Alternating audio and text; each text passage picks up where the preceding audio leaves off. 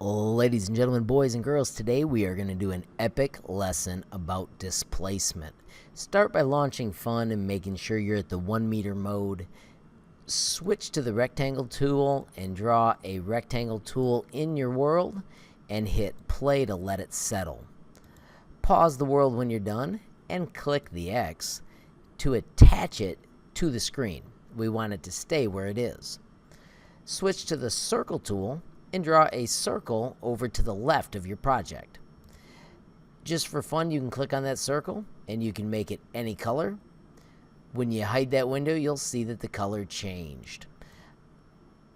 I'm going to move mine a little lower so I can see better, and I'm going to make a color that I like better. So you see I'm here on the blues, and I'm going to drag the saturation over to where I like it. I'm going to then switch to the tracers, and I'm going to zoom in, and I'm going to put some tracers. Same as with the other parts, the tracers will come in different colors. If you want to change the color, you can click on the select tool, pick on the tracer you want to change, and you can adjust its appearance to something you think is more cool. I always like to make the saturation higher so that they turn out more bright. This little circle is going to get displaced from the cube. To do it, I want you to first grab the entire circle and its tracers. We do that with a rectangle tool. And then I want you to click clone slowly 1, 2, 3 times. So you've got 4 identical little circles.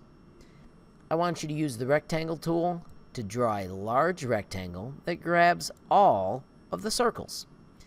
With them selected, if you click the middle of the circles, you can drag them and you can set them on top of your cube.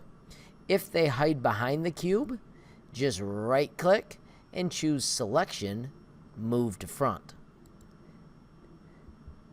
If they're on the other side, click selection and move it to the back. That way, the circles are in front of the cube. The Fun Physics Simulator is really cool in that if you grab only part of an object, so see how I've only got part of the red object, but I've got all of the circles, it grabs them all. I'm going to hit clone one more time, and then I'm going to grab that selected bunch. Notice they were hanging off the screen, but I'm going to grab them and I'm going to put them touching the others on top of my cube. Now it's time for us to learn about displacement. This is unbelievably cool, so I'm going to ask you to pause my movie and hit the play button on your own. So if you've done that on your own, this is what you should have seen when you did it yourself. When you hit play, the balls go everywhere. We can do undo to bring them back. Alright, so let's make this a little more epic. Let's select just the circles. Notice since I don't have the whole square, it selects just the circles. And let's do clone again to make another set, and let's double overlap those. So there's just a huge mess. Now let's grab a super large chunk, so we've got the cube as well, and let's clone it and move it to the side.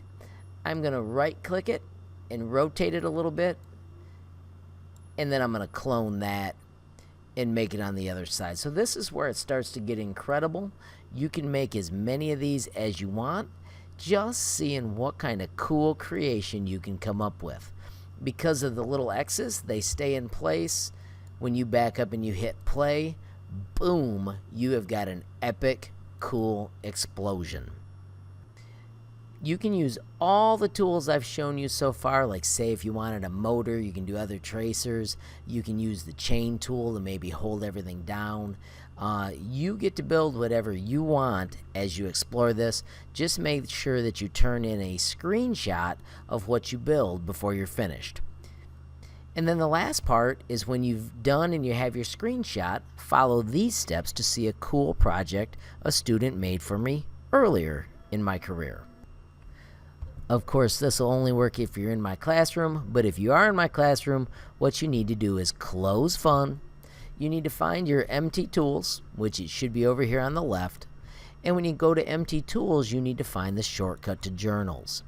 Look for today's date. Now this will change every year, but this year it's 10/30/18, and look for the double click this PHN file. When you double click, we need to choose the select program from a list and then click OK. We need to click the browse button and we need to go to the C:\Windows folder. When you go to Windows, you're going to look for that phun folder and you must click the phun file and choose OK. This will launch an amazing program that a student made for me a long time ago. And your job is just to take a look at how cool it was and then watch what happens when you hit play. Once you've done that, if you want to fiddle around with it for a little bit, you may. If you come up with another idea, you may. Or if you're all done, you can head out to your modules. Friends, thanks for watching. If you found this at all interesting, please hit that like button. If you haven't subscribed, please hit subscribe. And if you want to be the first to know when there's a brand new movie from me, HLModTech, hit that notification bell. If you have a question or a comment, add it below. Thanks for watching. Have a great day.